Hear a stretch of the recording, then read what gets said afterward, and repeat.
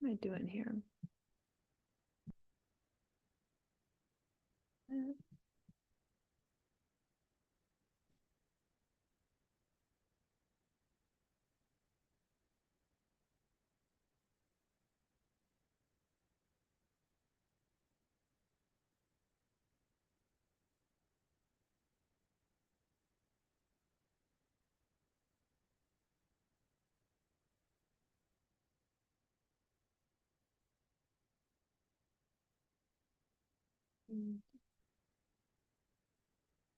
How do I change this?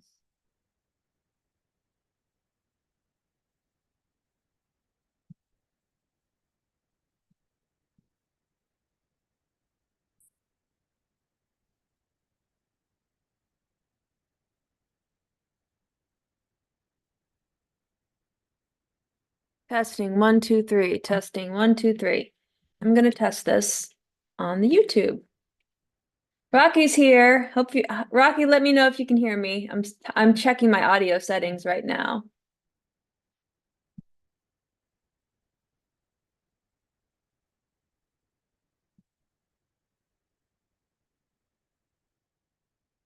My audio setting. It looks like my audio is good. All right. I think everything's coming through. I'll just check One Great Work Network. Oops, I guess I need to start streaming and start doing all of that stuff. Maybe I'll be going on there in a moment.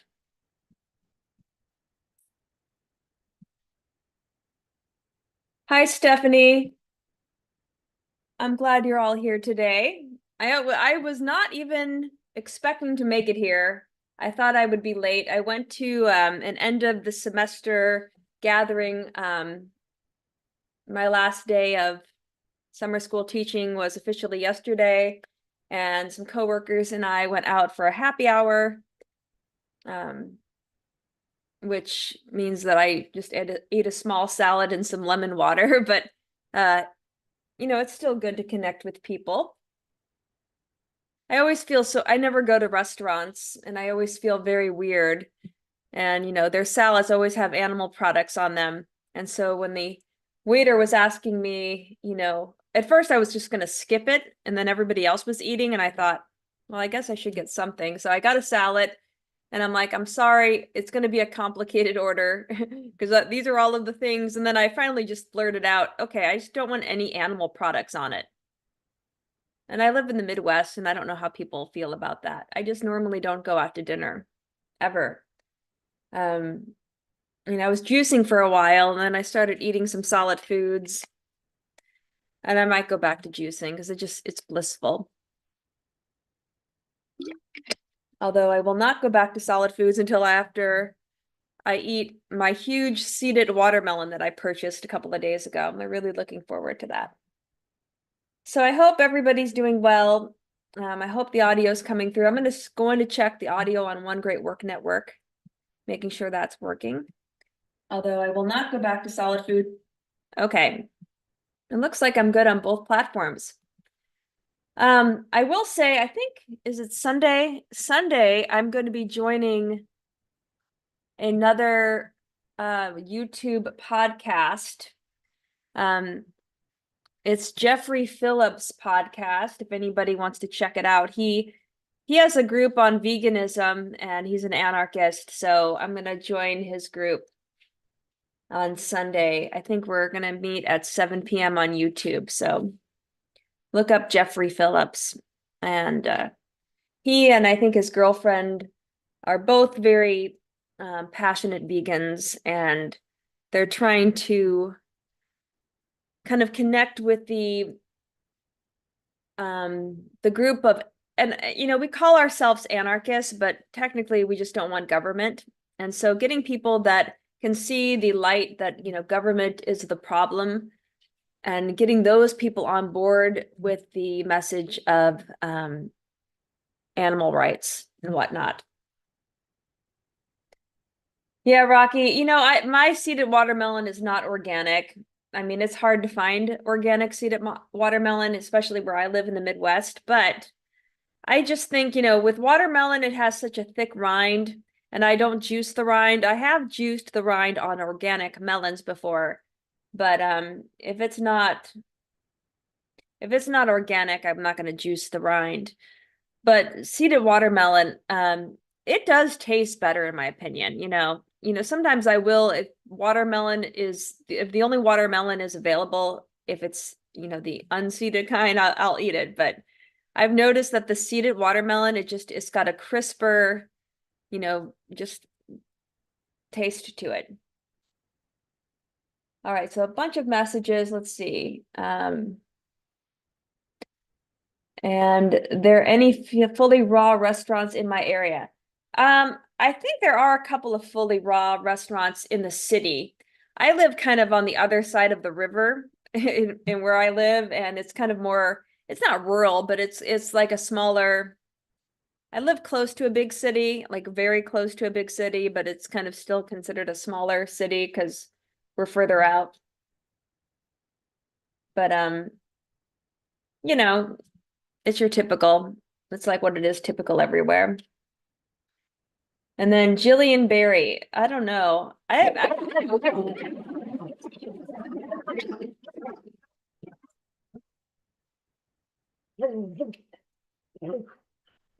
Sorry, folks. I might have to get these guys outside. Okay,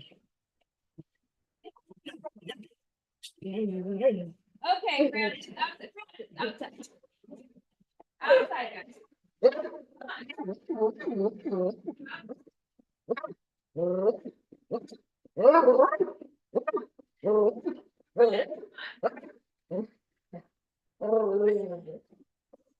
Reggie, come on.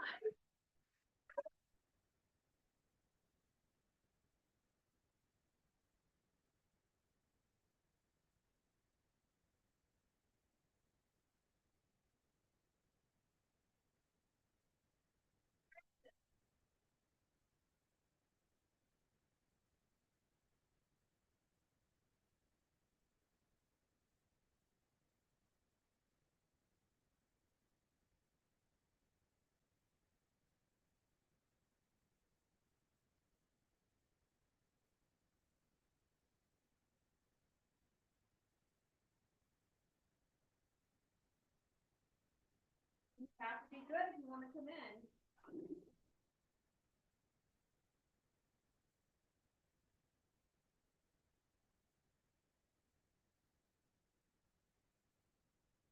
Well, sorry about that, folks. This is what happens when I go anywhere and I leave my dogs for a couple of hours and I don't get to give them their ball throws and the crazy fun times that we always have together, and they act up. So Francis is outside. Yeah, he's crazy with the ball. He really is. He sleeps with the ball in his mouth. The vet has actually told me to take the ball away from him at night, and I just can't bring it to myself to do that. He just loves that ball so much. And I'm going to be going to Florida in a week or so to visit Dr. Morse, which I'm really excited about. But my mom's going to be babysitting. And Francis a lot of times will like drop the ball under the bed, and I have to get down all out of my belly and crawl under the bed to grab the ball. So I bought 8 extra balls for Francis in case my mom, because she's in her 70s, I don't want her on her hands and knees trying to get balls. All right, so we'll officially start this live stream. Loretta, do you want to say hello to everybody? Hop on. You're being bashful. Well, I guess you also saw Loretta in the background. I hope you're all doing well today. Yeah, so yeah, Francis was barking with the ball in his mouth. And Rocky has a golden retriever obsessed with the ball. Yeah, ball obsession is a real deal. He's got the ball OCD. Well, so when I re-upload this, I'm going to edit out all the craziness with the dogs, I think. Francis is still outside. Hopefully he's okay. This evening, of course, I did not advertise on the Facebook that I was going to be doing this live stream today. So I don't know how many people are going to be joining us, but Even if it's just Stephanie, Rocky, and myself, we can have a wonderful conversation. I did want to talk about a few things.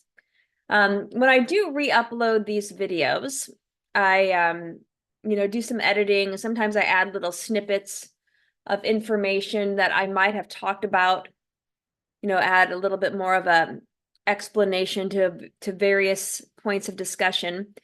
And last week I was talking about Rudolf Steiner and one of the books that he wrote based on a series of his lectures called The Founding of the Spirit. And there's this wonderful man that does audiobook recordings of Rudolf Steiner's work. It's called the Rudolf Steiner Press. In last week's video, when I re-uploaded it, I did put all of his links in case anybody wants to find more of his work. But I took a snippet of one of his audios and I uploaded it last week. And in it, he was talking about what happens to a person after they die, and this is according to Rudolf Steiner, who is a clairvoyant, and he was, he very wise and in tune man with the nature of things. And there have been many people like this that have incarnated into our world who have shared wisdom, and Rudolf Steiner is definitely one of them, and he is someone that I very much look up to. Hello, Tad. I'm so happy you're here. And Tad joined us hopefully after the chaos with the dogs finished, because my dogs were being a little bit obnoxious just a short while ago. But yeah, so Rudolf Steiner is one of these men that came to the earth to deliver a message. He has discussed many topics like Lucifer and Ahriman and the Christ impulse. He's the one that developed anthroposophy and, biodynamic gardening. He's done so much to benefit this world. And in one of his discussions, he was talking about, what happens to the soul, or what happens to the human after one passes away. And this is all, in his book called Founding of the, I think it's called Founding of the Spirit, or Founding of the Science of the Spirit, something to that extent. And he discussed, that once we pass away, first of all, when we go to sleep at night, our etheric body stays with our physical body. So I've mentioned this before. We have 4 bodies, most of us. We have a physical body, an etheric body, an astral body, and then the ego/I. Ego in the terms of Steiner is not the same as, how we would use ego. And when we sleep at night, the etheric body stays with the physical body, but our astral and ego, they separate. And part of what the astral body does is it helps with the repairing of the human body. So, when we're alive and we're on this physical plane, things become depleted within our physical form. And this is why sleep is so important, because when we're sleeping, we're regenerating. But Steiner takes a more spiritual perspective of this, and he discusses how it's the astral body that's busy with, coming into the physical form and helping to replenish, to regenerate. And this all occurs when we sleep at night. And then when a person dies, he compares death to sleeping, but one big difference is that when we die, the etheric body separates. Usually the etheric body stays with the physical body at all times, because the etheric body is what kind of animates the physical form. So, it gives our body movement and animation. It's the anima. And the etheric body is what we share with plants and animals. But at death, the etheric, astral, and ego all leave the physical form. And then the physical form begins to disintegrate, goes back to earth. And then a little bit later, the etheric body he goes into this in more detail about, capturing some of what the etheric body has brought with it after death. And some of that does remain, and Steiner talks about that. But eventually the etheric body passes away, and then it's just the astral. And when you're just the astral and the ego, then you enter into what's called kama loka. Kama loka is it's kind of the astral plane, if you will. It's where souls in their astral form, they come to really have to kind of pay back their karma, if you will. And they will have to revisit major events in their life, and they kind of work their way backwards. So you start from the point of where you had passed all the way to the day you were born. And major events will come to you, and you will relive them in this astral form of yours, and you will have to experience a lot of what pain and suffering you may have inflicted upon other beings, including animals. So it's not just other humans that you may have hurt, but also animals you may have hurt. And Steiner talks about the vivisectionist. A vivisectionist is someone who, experiments on living animals. And, that's obviously tormenting them. These are beings that share the astral level of existence with us. So animals have, the physical, the etheric, and the astral, just like humans. The one way humans are different is that we have that ego level. But really, all beings have the ego level at different planes, which Steiner again describes in his book called The Founding of the Spirit, which, if I'm saying that wrong, when I re-upload this, I'll put the edited name of the book there. But yeah, so Steiner talks about what happens in Kamaloka, which is this time where you really have to kind of relive those experiences. And this is why, and the whole reason I'm sharing this, by the way, does have to do with, health, if you will. But, during our time in Kamaloka, we're going to also feel kind of a yearning for our physical form, because we won't have a physical form as we're reliving all of these things. And you will strive for things that you have desired in the past. That's another thing you have to experience in Kamaloka, is you have to experience desire without the physical form being able to help you satisfy your desire. So he describes it like, being in the desert and being incredibly thirsty, and yet you don't have a mouth enabled to allow you to take in water. And you can't, even if you saw water, you won't be able to drink it, right? So it's the place of desires, and some may see this as like a hell realm, because if you have all of these desires and you have no physical form to help you satisfy your desires, you're going to feel very uneasy, miserable, if you will. So it might be seen as like a hellish world. And this is why, many of the spiritual greats have said things like, do your best to not desire, try to give up your desires while you're in the physical form. And I think this very much relates to a lot of what people that find, people like Dr. Morse and others that are in the kind of natural hygiene, living foods world, is that they're trying to help people simplify their way of life. And it's just not only simplifying it to help, lessen what you might desire, but it's also obviously the best foods for the physical form anyway. Fruits are at the pinnacle of everything humans need to survive. I mean, it's the perfect food for the human form. It's hydrating. It has, lots of water in the little cute cells of these fruits. It is full of nutrition, full of simple sugars that are easy to absorb and are excellent in helping us produce energy. Also, many fruits include many amino acids, fatty acids, so it has kind of the complete nutritional profile.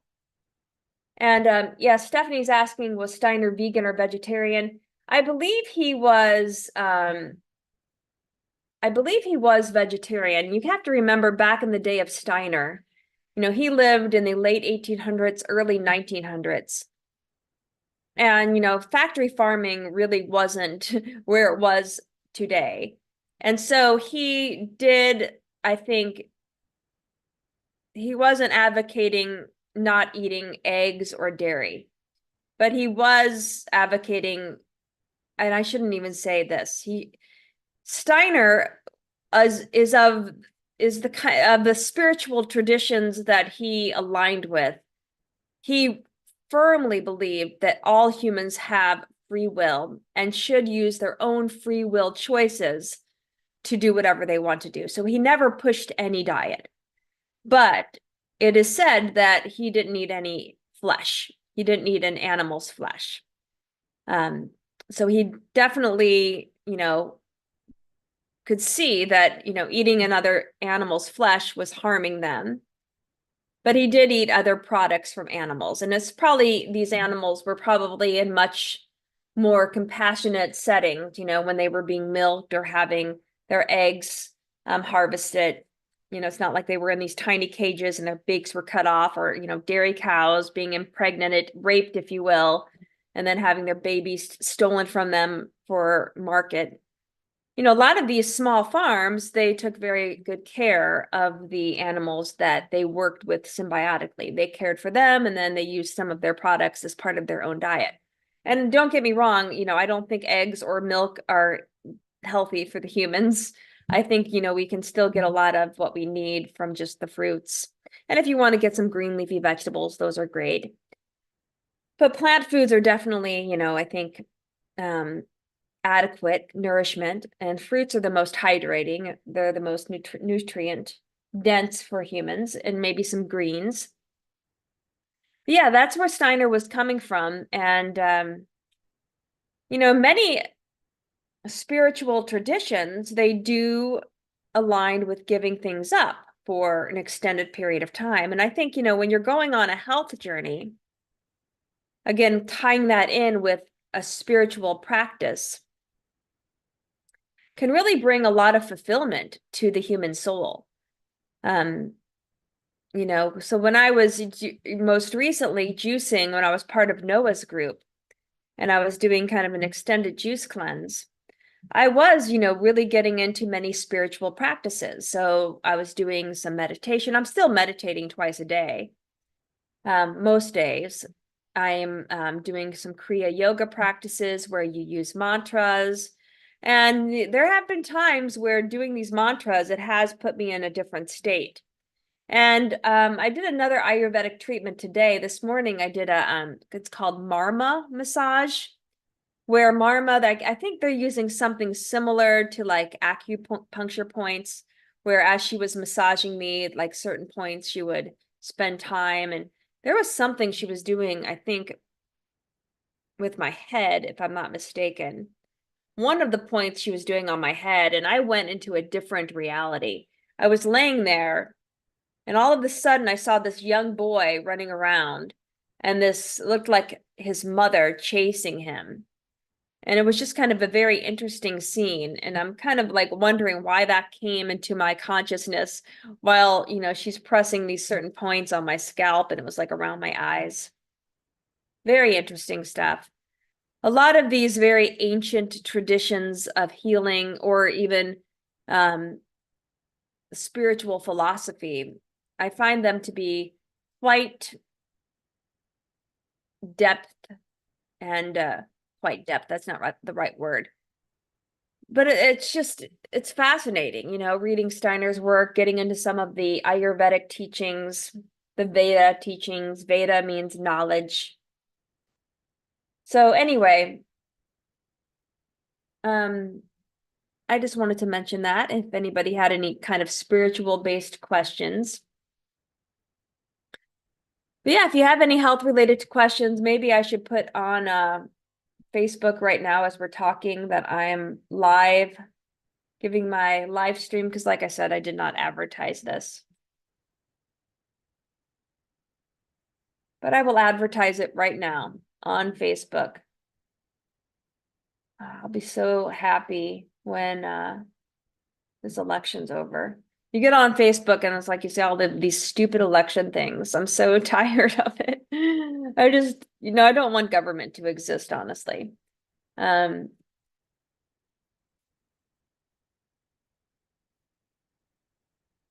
right, I guess I need a YouTube link. I don't know if I can do this on YouTube. We'll do this link right here.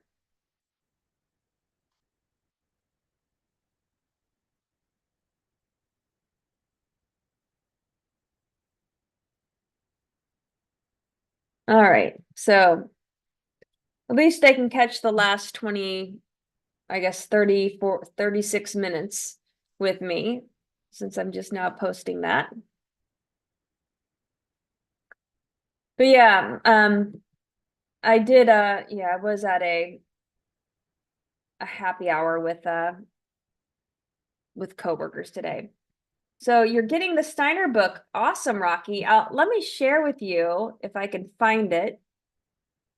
I'll pull up the specific book because I want to make sure I purchased it on Kindle, but I may get a physical copy of this book because it is so, I would say it's the perfect book to start with.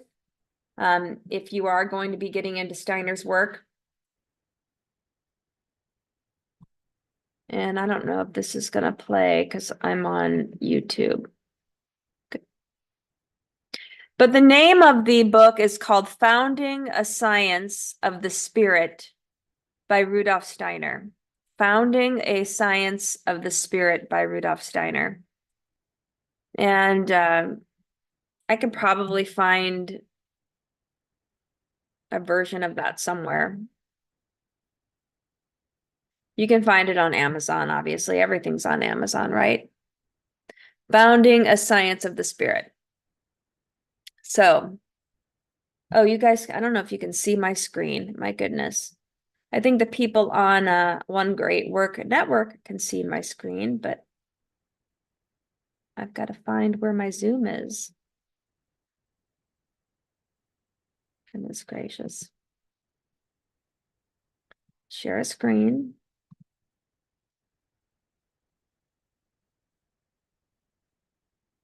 Okay, so this is the book, Founding a Science of the Spirit by Rudolf Steiner. And if you search this in YouTube, you can find a free audiobook of this, where this man with a lovely voice reads the book. And he has perfect inflections. I really enjoy listening to him. I listen to him most nights falling asleep because his voice is just so lovely. But anyway, that's the book I recommend. I think this is a great place to start for anyone wanting to explore the works of Rudolf Steiner a little bit more thoroughly. There's so much that he has shared with the world, so I think it's worthwhile getting into his works. But yeah, I'm going to be joining Jeffrey Phillips, his group, Sunday at 7. And again, he's coming from like this vegan perspective. He's a very passionate vegan. He's very good at arguing, a lot of the questions that come up and a lot of people that oppose a vegan diet. He's very good at refuting what they say. So I kind of enjoy what he has to say. Thank you, Tad, for sharing the live with others. Not that we necessarily need more people here, but it's good to have a discussion. And then Charlene is here. Love fruits, love the fiber. Fiber is the time release of sugars in the fruit, so it doesn't hit the body all at once. And it cleanses or sweeps the intestines too. Yes, fruit is amazing. It has so many properties that allow it to more lovingly absorb within our bodily fluids. It's not like a onslaught of sugar going into your blood all at once. The fiber gives you the slow release. And even when you juice, you might think, oh, the juice is just going to let all of that sugar come in. But remember, when you juice, you're removing the insoluble fiber. The soluble fiber stays with the juices. I did miss Stephanie's comment. What is it about sweet potatoes that makes them less mucus forming than other potatoes? Yeah, and I've noticed that Arid has sweet potatoes more so. Regular potatoes are very starchy, and I think it has something to do with the starch content. I think sweet potatoes, when they're cooked, they break down to the simpler sugars, and therefore you're not getting, I think it has something to do with that, but don't quote me on that. I need to revisit that. If anybody has anything to say, I don't know, Tad might have to have something to say about the sweet potato and them being less mucus forming. I know a little, I mean, I've read Arnold Ehret's books, but I'm not like Professor Spira, who is definitely an expert on Arnold Ehret, as he has annotated many of Ehret's books, and he, holds mucusless types of trainings and educational seminars for people. He would be a great resource for that. Oh, I missed something Tad wrote. It's okay to have desires. We need to be careful not to get attached. As the Buddha said, attachments lead to suffering. Yes, they do. I mean, again, coming back to what Steiner said with regards to Kamaloka, when we die and we're going through Kamaloka and we're trying to let go of all desires, because after Kamaloka comes Devachan. I think I'm saying that right, Devachan.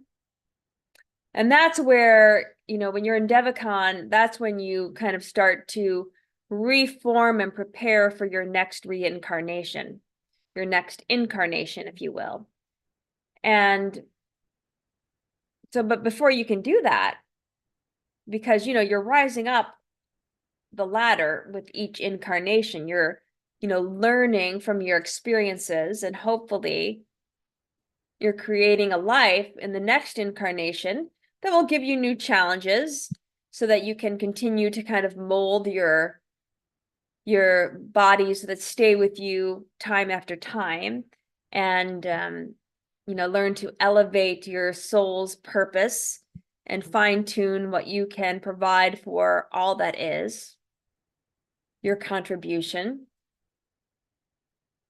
But yeah, you can't take anything with you that's kind of physical in essence. So being attached to something physical is not going to be in your best interest.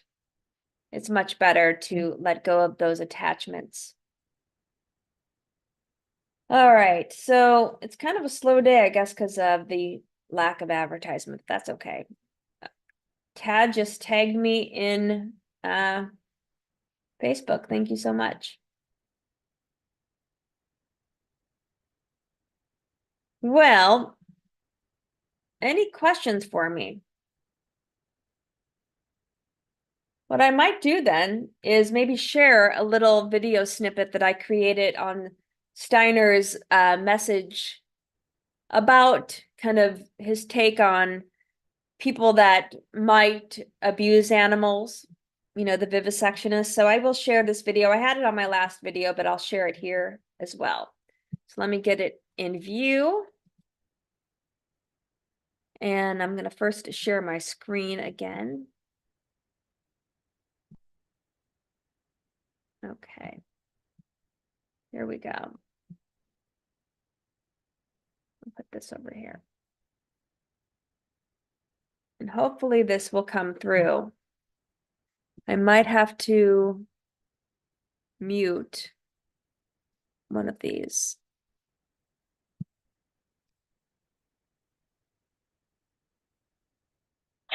During his life, a person does not really do things which yield pleasure.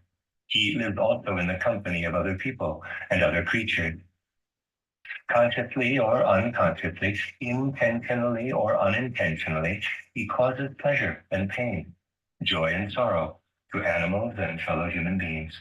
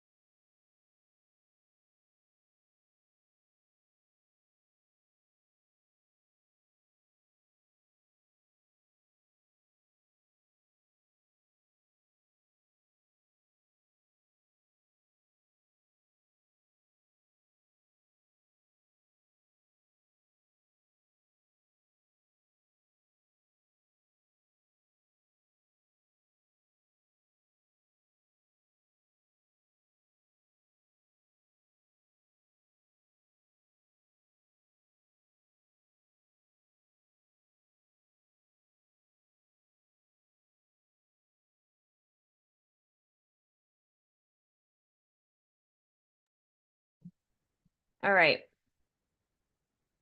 So for the people in YouTube, you're saying you could not hear that video. I'm not sure. Let me check. So for the people in YouTube, you're saying you could not hear that video. I'm not sure. I'm not sure. Let me check. So for the people in YouTube. I'm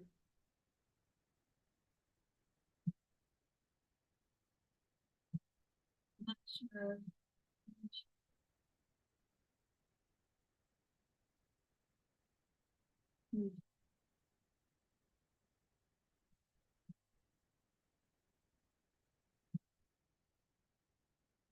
All right. Well, I apologize about the audio of the video. I guess I'll just stop it. Maybe when I edit this, I'll stick the video in there. I don't know what's going on here with the video option. But let me stop sharing my screen. I guess I'll just stop it. Sorry, folks. Oops. Sorry. I didn't mute that. So you heard the first 30 seconds and then it cut off for some reason. Interesting. I don't know. I don't want to replay it though, but that's just a little bit of Rudolf Steiner. That's just a little bit of Steiner. And again, you could hear that guy's voice. I don't know. I should have checked all of these audio settings prior to being here today. Let's see. Let me scroll back. I see that there is some new questions that had come in. Yeah, the whole election thing is nuts. 100% agree.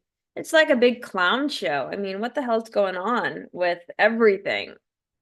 You know, it's like, it seems like it's entertainment, entrainment. Like people just want to be entertained. And I used to like Alex Jones, but I had to stop listening to him. He's especially when he was talking about, the incident that happened with Trump and his ear and whatnot, whatever. I don't know. I don't want to say anything that's too triggering for YouTube, but he started talking about things, I don't even want to say things, beings that he had hunted in the past. And he was listing all of these animals he had hunted, including, African safari animals, like any animal that you are purposefully killing just for sport. I mean, how can people be so heartless? And that's what Alex Jones was talking about. And I'm like, why am I listening to this man? I mean, I used to think, okay, if I need to get news from someone, I'd like to get it from someone that maybe is not as corrupt as the mainstream media, who is really just the talking head for the kind of occultists that run everything or attempt to run everything, the powers that should not be.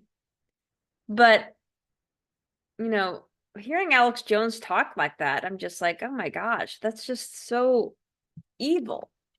And I want nothing of it. I really don't want anything of it.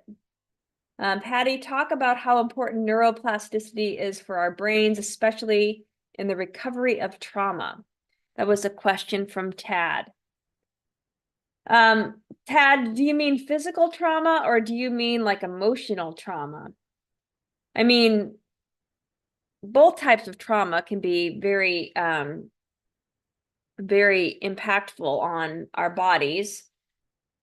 But the type of trauma that, might be affecting the brain, you might be discussing physical trauma. So just let me know there. I need my bangs need to be cut. They're kind of like right in the middle of my eyes. Let's see if I can get them out of the way. Okay. They get stuck underneath my glasses and then they start irritating me. Yeah, so if you can let me know, Tad, what kind of trauma you're referring to. Is it like physical or emotional? Neuroplasticity, I mean, the whole premise of it is that the neurons in our brain form new synaptic connections. Yeah, emotional and physical can be equally as bad. So, I mean, the problem with trauma is when it gets stuck in the physical form. And, you know, with regards to your brain, you form these synaptic connections, and then they can create a very strong like looping effect where if repeated over and over and over again, it could lead to habits and, you know, other types of lifestyle choices that can be unhealthy or detrimental to your ability to express yourself, to do your purposeful work. So, you know, I think it's good to try to break pattern with certain like things that have become habit forming that may not be so healthy, especially when they follow any kind of traumatic event.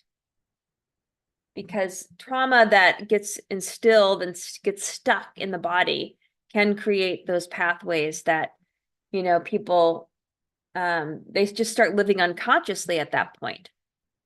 So, you know, the body is not thinking, not actually aware of what it's doing. It's just, you know, behaving in certain ways that it has become accustomed to because it might be a response to the trauma. And then Rocky writes, people think that trauma may cause autoimmune issues. Yeah, I mean, I know Dr. Morris is not a believer in autoimmune, and I can definitely see where he's coming from. I mean, most autoimmune diseases, and doctors like to, you know, come up with new diseases, which are just collections of symptoms, symptoms being red flags to alert you that something is in your body that shouldn't be there, or something is going on with your body that's not right. But I honestly think most autoimmune diseases are caused by these things that, you know, YouTube won't let me say. Because, and that's trauma. That, you know, when you're injected with something that is foreign, your body goes into a trauma response in trying to eradicate that. Your body immediately wants to get rid of what should not be there. Tad writes, the reason I was asking, coming back to the trauma question. The reason I was asking is I have heard how people are microdosing with mushrooms to help their brains achieve this from trauma. They have done some amazing studies on this. I have heard of that. I've heard of microdosing with mushrooms with like, you know, I won't say the type of mushroom, of course, because of our just oh so benevolent YouTube.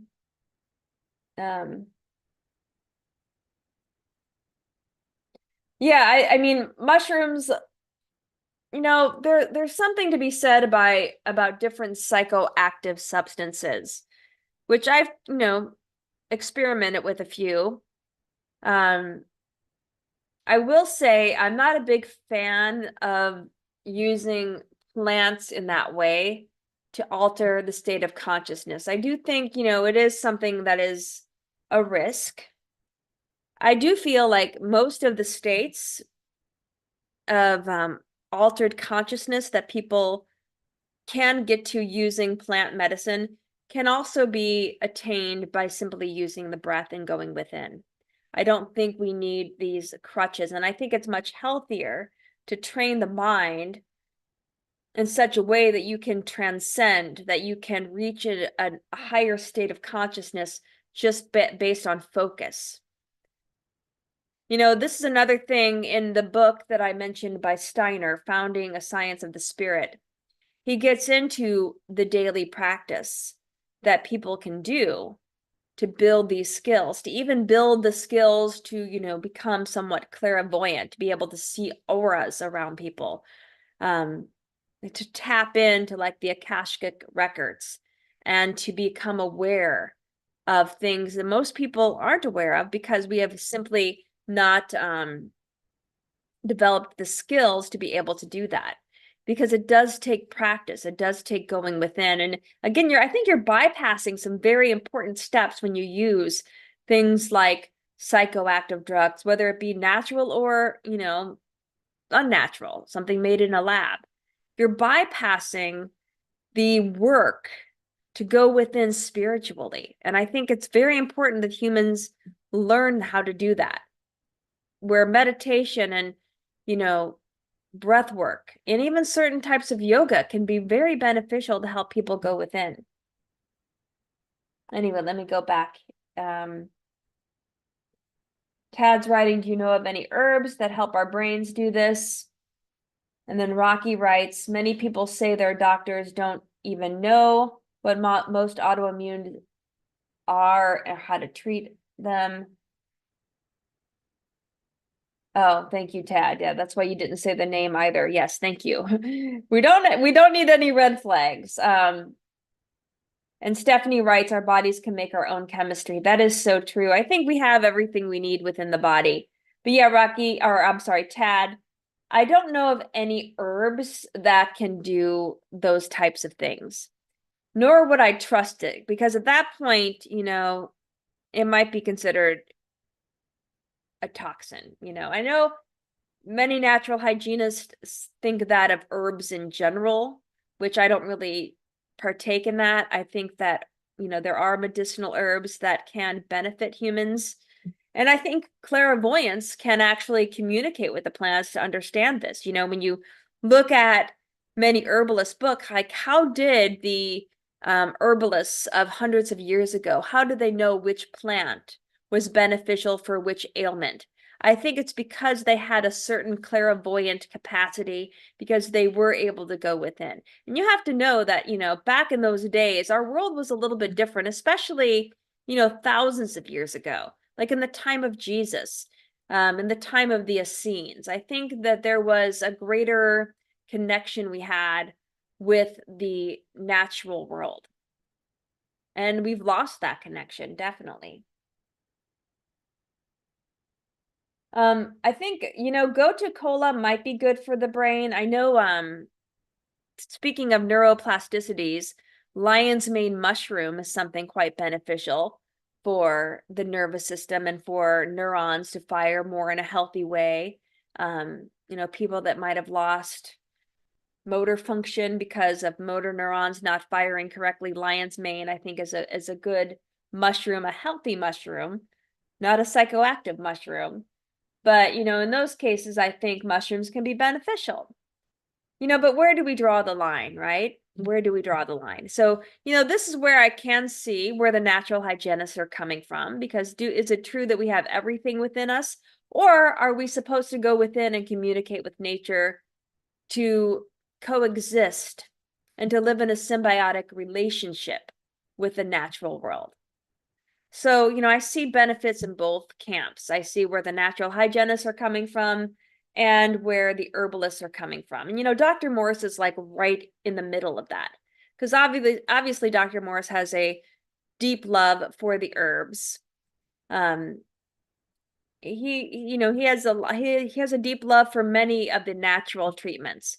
He loves the cell salts. Obviously, the fruits are the, ideal food that he sees humans as being most benefited by. Gotu kola, I'd have to look that up.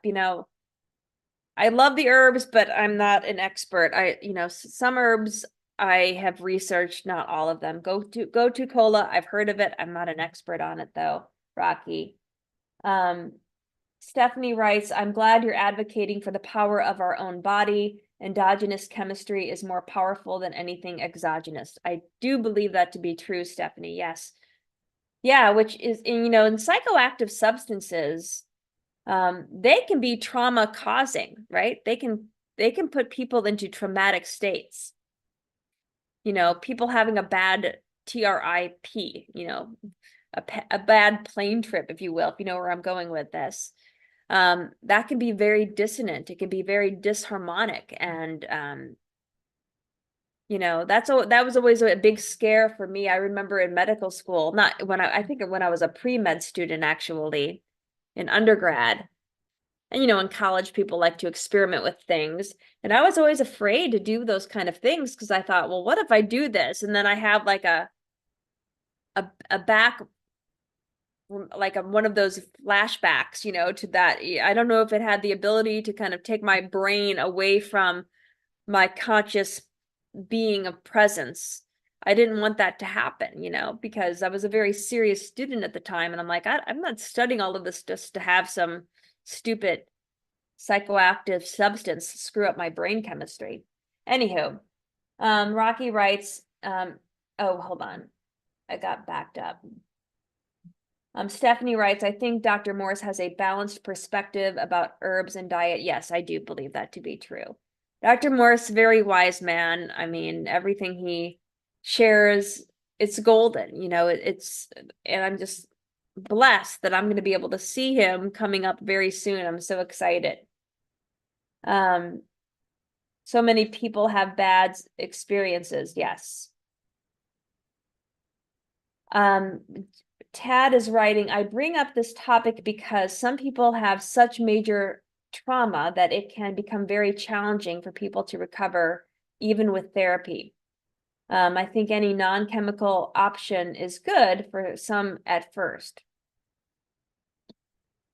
I mean, I know some trauma can be very debilitating, psychological traumas especially.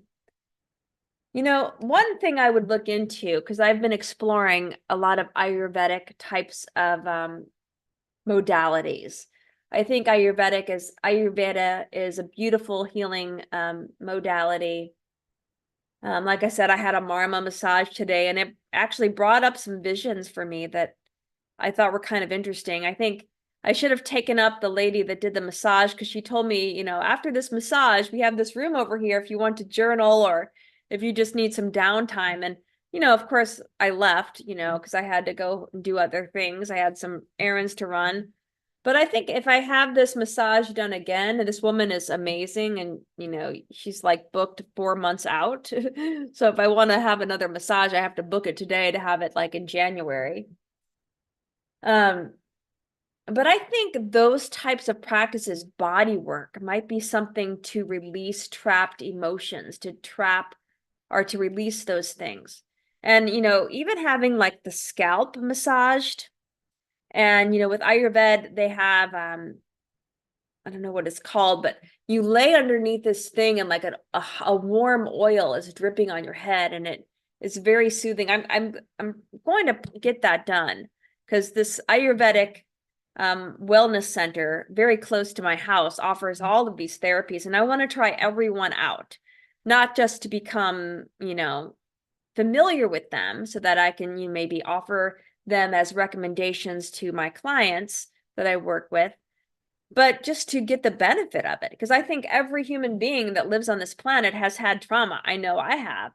And there are still things today that I need to work out, that I need to, unravel in my brain and my body. So I've got physical traumas, I've got psychological, emotional traumas. And it's just part of, the karma that we have to experience on this planet. We come with certain things that we need to resolve here. And that resolving that trauma, we grow, we become more aware. And so that when we pass on and we get ready for our next incarnation, we will, have learned from those experiences, and we will be able to better help others in our next life, but also, arrive in our next incarnation in a more ascended state. I sometimes wonder what Dr. Morse was doing in his previous incarnation, because this our incarnation, he's so wise and loving, and he's got such a beautiful soul, very joyful. To be around him, he's such a happy person. All of the times I've been physically in his presence, he's just been very happy, and he's got so much wisdom to share with us. Let's see, where am I? Oh, Gary's here. Hi, Gary. Gary writes, are there any fruits that may be detrimental towards filtering if eaten in excess? Good question, Gary. I don't know. Sometimes I think that some of the dry fruits might be problematic, although some people have had good experiences. Case in point, I've had one client I can think of in particular. She did some kind of she was doing a bunch of dates, and she said it helped her filter. But I'm more of a fan, I think dates are wonderful. I love dates. I love Kadawari dates, I love making smoothies with dates. Even if you get into like the raw desserts, you can do like, raw vegan brownies with dates and, some kind of maybe carob, or if you want to, cacao, which can be somewhat stimulating for people, and maybe like a walnut. Those are great, but I wouldn't recommend that for cleansing. That's not good for cleansing, but for dates by themselves, I don't know how cleansing those would be because they're more dense. I think the water-rich fruits are definitely more better. If you're trying to filter and you're trying to stay on a cleansing diet. Grapes are excellent. But any fruit eating in excess, I would, be cautious with maybe like the more fruits that are less water rich, like the bananas, the dates, your sweet fruits. Gary, I can share, I can share with you maybe a document on food combining, and I would go with the fruits that are considered more citrus and, kind of more balanced in the middle, but the more dense sweet fruits, maybe those can be detrimental somewhat. But keep in mind, any fruit is going to be much healthier than, eating crap. Stephanie writes, I also think using exogenous chemistry that affects the brain makes us more vulnerable to psychic control. And that is very much true. Steiner talks a little bit about, what happens to the lower astral after we die. And some people, their lower astral is filled with so much karma, if you will, that when they shed it finally, it hasn't, because it was so dense coming into death, it does not completely dissolve. And then when you reincarnate, it still might be hanging around, and then it can like fuse with your new incarnation and cause a lot of, bad mojo for you in your next incarnation, which I sometimes wonder if that's affecting certain people I know of. And could that be a reason some people hear voices or maybe feel like they're being controlled by another entity in this life? Rocky is saying talk therapy can make people even worse because it reopens a lot. I like somatics. Interesting. Yeah. Talk therapy I think has its place, but I've heard more and more people say that talk therapy is not working for them. And I think the somatic therapies do offer a little bit more release because we trap so much in our body. Tad is saying just to get them out of the critical stages, then they can just use diet, herbs, deep breathing, etc. Yeah, for those critical stages, that's a good question. Tad, this is not my area of expertise, helping people with like critical emotional disturbances, but I would say if someone has had benefit and they've tried it and it worked for them, perfect. But I just am always cautious with the psychoactives. That's all. I'm just a little cautious going into it. How often when detoxing should we check your pee for filtration? I think if you're hey, Jeffrey Phillips is here. This is the person I'm going to be on his live stream on Sunday. Hello from the Vegan Group Therapy podcast. Thank you for being here, Jeffrey. And Light Occult Revival is here as well. She's been reading Steiner recently because of my recommendation. Thank you for sharing that. Steiner is amazing. Amazing. But yeah, with the emotional trauma, again, I think the body work is a good place to start. And if it's not working, maybe try something like that. But be cautious. I listen to Dr. Morse every single night. It makes me learn and laugh. It's great. Yeah, Dr. Morse is funny. I liked Dr. Morse in his early days, like 2012, when he used to get on YouTube and he used to say the YouTube people. I thought that was always really cute. Every other day I make my own tea, ginger, lemon, parsley, salt, cinnamon, honey, and water. Delicious. It sounds great. Makes me want to make some tea right now. Stephanie Tad writes, Tad, I see your point. I think if the situation is dire, yes, it's a matter of weighing the costs and benefits. And can you become vitamin or mineral deficient when doing a long-term monofruit cleanse? Well, I think, Rocky, you need to kind of get to a point where you listen to your body. I think there is something to this intuitive way of healing. Because, I think humans are on the path of getting to a point where we don't need much to survive. We can kind of, breath can be very healing. Simplistic eating can be very healing. If you're on a spiritual path, I think the simpler, the better. But, if you're going to do a long term, I would say listen to your body for sure. I can never do long term of one fruit because I just get too, I don't know, mental.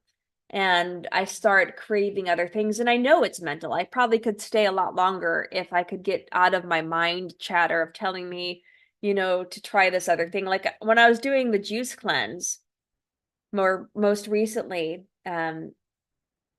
I remember I was craving stuff I was preparing for my dogs, right? So I make my dogs this kind of quinoa veggie meal. So I put in like some sweet potatoes, quinoa, various vegetables. And so I was like, man, this looks really good. I could just eat it, and here I am trying to cleanse, and the mind will play tricks on you. So you have to kind of be careful with what the mind is trying to tell you to do and what your intention is, which why I think meditation is so great, and some of the spiritual practices that you can do while doing a healing cleanse can be very beneficial to keep you on track.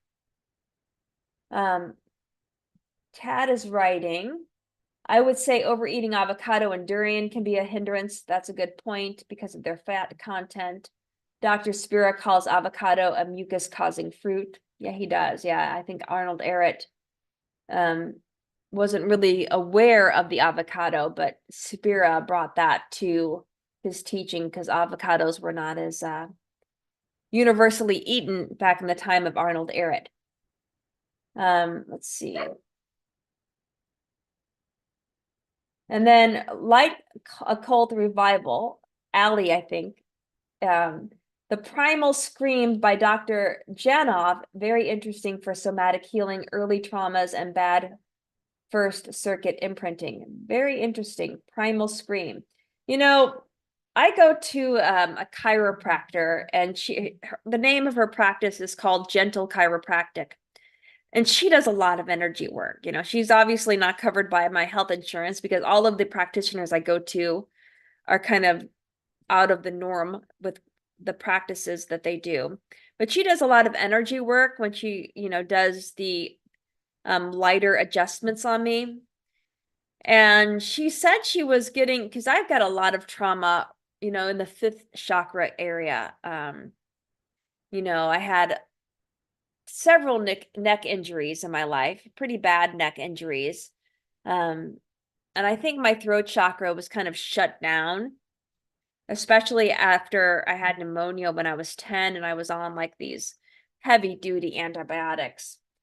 But it started creating thyroid disorders in my body that I had to heal from. And so anyway, this chiropractor doing the energy work on me last week, she said that she kept getting this message that I need to scream or yell or do something with my voice. I need to get something out. And she even said that maybe singing or humming or repeating a mantra, but I need to start doing more with my voice because something in here is kind of locked there. And I think to myself, well, shit, I do a lot with my voice. I'm a college professor. I'm teaching all of the time. My full-time job is just talking and, communicating with students.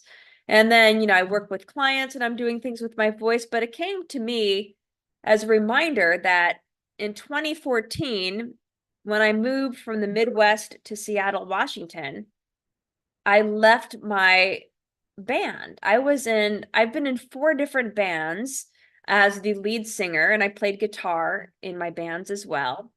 And I left all of that behind when I moved to Seattle.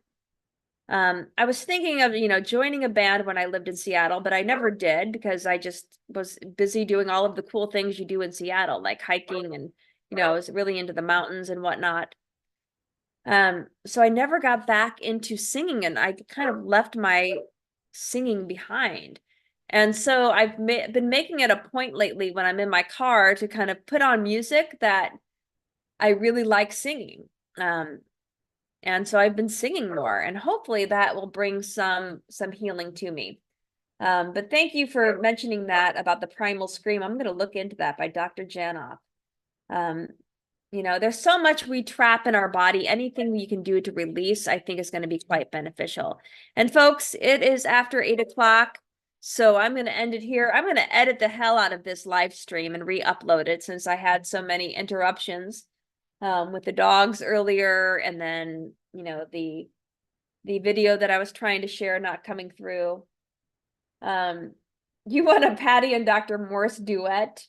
Dr. Morse used to be in a band too. He played, I think, the 12-string guitar, if I'm not mistaken. Oh, Tad had one more question. Explain to us all the importance of the vagus nerve for our overall health, especially for the nervous system. I have heard singing, humming, and chanting is really good for the vagus nerve. I've heard those things as well. Yes, the vagus nerve is the longest cranial nerve in the body. It travels from the medulla oblongata in your brainstem all the way to like the bottom of your abdomen. It picks up many sensory signals. It controls many things motor wise. Organs in your chest, organs in your abdominal region. It does a lot. So, and there are various practices one could do to help strengthen the vagus nerve. Practices I'd have to go back and research. It's been a while since I've investigated this. My puppy is barking to come in because I kicked him out after their barking incident earlier. But Tad, bring that up next week. Let's talk about the vagus nerve. Next Friday will be the last Friday right before my trip, which I'm leaving to go visit Dr. Morse on. So the Friday after that, hopefully I'll have it in me because I'm coming back that following Friday morning. And if I'm not too tired, hopefully I will be able to do the live stream. And I'll give you all of the fun stuff that Dr. Morse and I talk about. But I will be back next Friday before the live stream. And Sarah is here. She said she was late. She fell asleep due to the heat. It's almost 100. Oh my goodness. Sorry, Sarah, but I'll have the recording. Don't watch the recording of the live stream because I had some incidents that I need to edit out with my dogs. If you want to watch fun, crazy dog chaos, then definitely watch it. But I will be editing it and re-uploading it. But anyway, I'm going to end it here. Thank you all for being with me tonight. I need to meditate before the day is done and do some yoga. And I thank you all. And I will be on the with Jeffrey Phillips, the Vegan Group Therapy podcast on Sunday at 7. I might share something about that in Facebook, on my Facebook page if you're all interested in joining. I think he's got Restream where I can actually get in there with him. And you can ask questions, I think, or you can at least join the discussion, but it's very much vegan and animal rights centered. So it's not going to be health related. Just so you know the intention of that group. All right. So I'll see you all next week. Have a wonderful week. Bye.